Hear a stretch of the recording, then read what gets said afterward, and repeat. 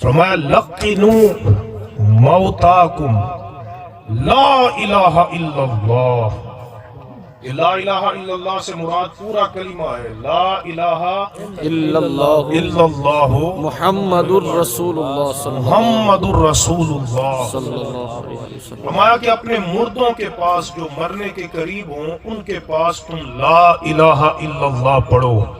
کیوں کہ اگر اس خوش نصیب کی زبان سے مرنے سے پہلے یہ کلمہ جاری ہو گیا تو اس کلمہ کی اللہ کی بارگاہ میں وہ قدر و منزلت ہے، اور رب کو یہ کلمہ اتنا محبوب ہے کہ جس کی زندگی کا آخری کلام یہ کلمہ ہوگا، رب اس کلمہ کی برکت سے اس کی زندگی کے سارے گناہ معاف کر کے اسے براہ راست جنت میں داخل فرما دے گا.